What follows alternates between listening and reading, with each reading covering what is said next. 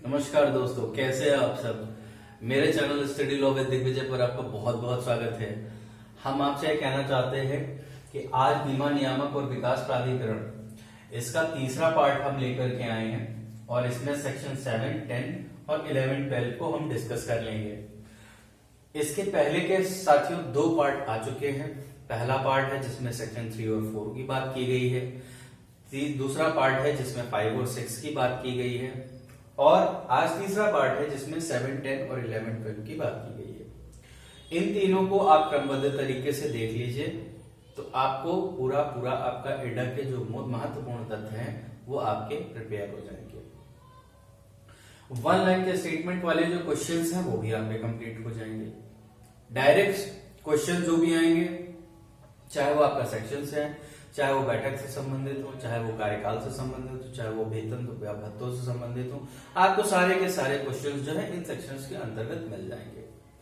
5वां पार्ट जो हमारा आएगा वो हमारा होगा उनके कार्य और शक्तियों के बारे में। माफ करिएगा, ये तीसरा पार्ट है। चौथा पार्ट जो आएगा वो होगा शक्तियों और कार्य के बारे में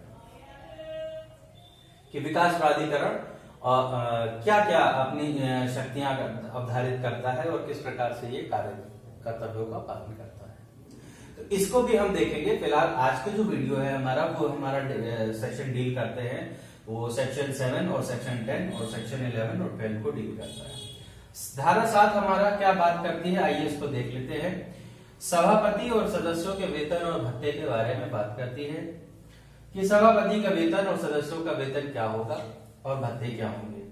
कहा जाता है कि अगर सभापति और सदस्यों का वेतन जो निर्धारित कर दिया गया है उसको बीच इनके पदावधि के में कम या अल्प नहीं किया जा सकता है। ऐसा इसलिए क्योंकि यह निर्धारित होता है कि अगर बीच में किसी आपने भत्ता या इनके वेतन को संशोधित करने की कोशिश की तो ये माना जाएगा कि आपके मन में कोई विद्वेष की भावना है, जिसके कारण आप इन पदों में जो वेतन है या भत्ते हैं उनमें कमी की जा रही है। हालांकि ऐसा शंका नहीं की जा सकती है, लेकिन ऐसा एक रीति के तहत माना जाता है कि ऐसा नहीं करना चाहिए। अगर आप किसी जगह पे नौकरी कर रहे हैं और उस जगह पे आपको मान लीजिए कि 25,000 मिल रहा है और आपने 25,000 की जगह आपका बीच में संशोधन कर दिया जाए कि नहीं आज से आपको 20,000 मिलेगा, तो एक आपको मानसिक आघात पहुंचेगा। और उसी को देखते हुए ये कहा गया है, ये ज्यादातर जितने भी प्राधिकरण हैं या जितने भी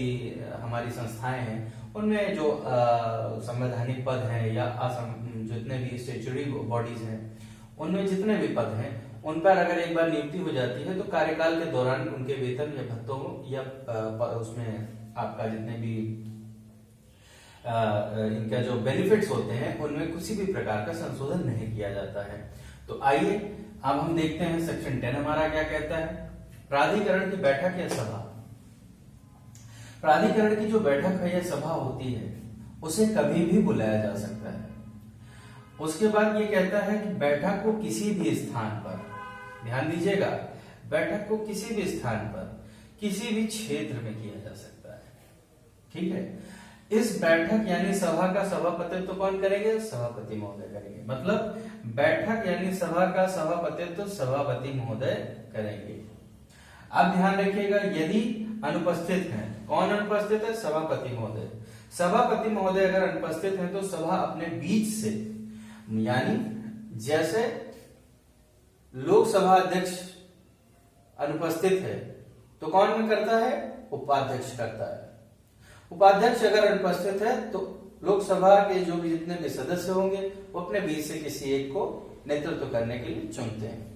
तो उसी प्रकार से भी देखिए, यहां से एक को रिलेट कर लीजिए कि इस प्रकार से यहाँ पे भी अपना एक इनका मशीनरी काम कर रही है जो ये कहती है कि अगर हमारे सभापति अनुपस्थित हैं या किसी कारण से नहीं सभा का सभापतित्व कर सकते हैं तो इनके बीच में जो सदस्य होते हैं, जो उपस्थित सदस्य होते हैं, वो अपने बीच से किसी भी सदस्य को चुन करके उस सभा का सभापतित्व करने का मौका प्रदान करते हैं।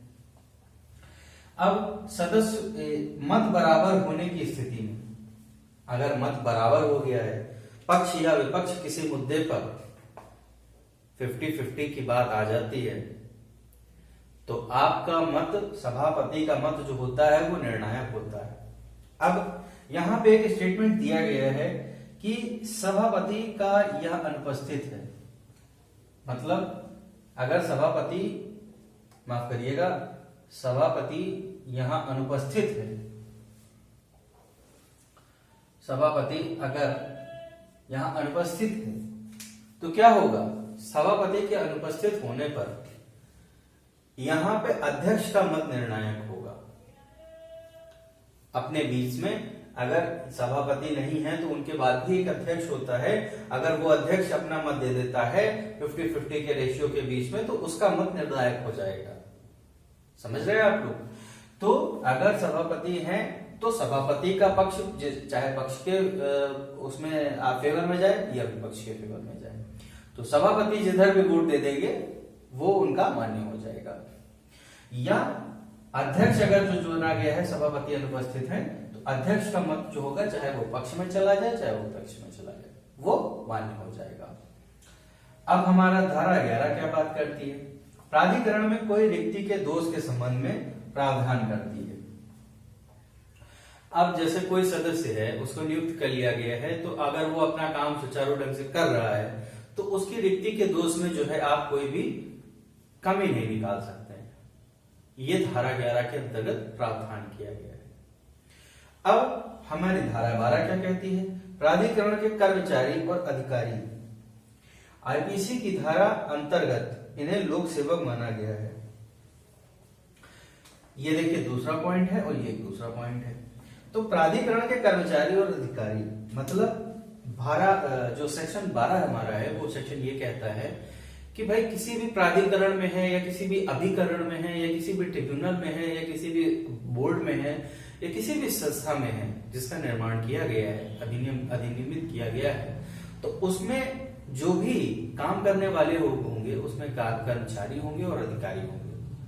तो उनके बारे में बताया गया है कि इन प्राधिकरण के कर्मचारी और अधिकारियों को कैसे जो है वहां पे काम करेंगे, क्या प्रक्रिया होगी, किस नियम विनियमों से ये निर्धारित होंगे, रेगुलेट होंगे, इनके बारे में धारा हमारी 12 प्रावधान करती है। अब आईपीसी की धारा, माफ करिएगा, 21 है। आईपीसी की धारा 21 के अंतर्गत इन्हें लोक सेवक माना जाएगा। मतलब प्राधिकरण में जो भी बीमा नियामक और विकास प्राधिकरण में जो भी अधिकारी और कर्मचारी होंगे उन्हें क्या माना जाएगा? भारतीय दंड संहिता 1860 के अंतर्गत धारा 21 में उन्हें लोक सेवक माना जाएगा। तो ये इस प्रकार से कुछ हमारा लेक्चर था जो कि आज हमने डील किया कि धारा 7, धारा 10 और धारा 11, धारा 12 इसको बारे में हमने पढ़ा। तो अब हमारा साथियों आपसे निवेदन यही है कि आप इसके जो पहले के पूर्व लेक्चर हैं उसको जरूर देखिए। सेक्शन 3, सेक्शन 4, सेक्शन 5, सेक्शन 6 और 7, आपका 10 और 11 और 12, इन सभी धाराओं को हमने कंप्लीट कर लिया है। ये पार्ट 3 था। अब आपका प्राधिकरण के जो शक्तियां एवं कार्य हैं उनके बारे में पार्ट 4 आखिरी आपका वीडियो आएगा। आप अगर उस वीडियो को देखना चाहते हैं तो चैनल को सब्सक्राइब कर लीजिएगा और बेल आइकन को प्रेस कर लीजिएगा, जिससे आपको आने वाली वीडियो का नोटिफिकेशन प्राप्त हो जाएगा। तो बने रहिए चैनल के साथ। स्टडी लॉ विद दिग्विजय पर आपका फिर से बहुत बहुत स्वागत है। तब तक के लिए आप पढ़ते रहिए और लगे रहिए अपने काम में। तो मिलते हैं अगली वीडियो में। धन्यवाद।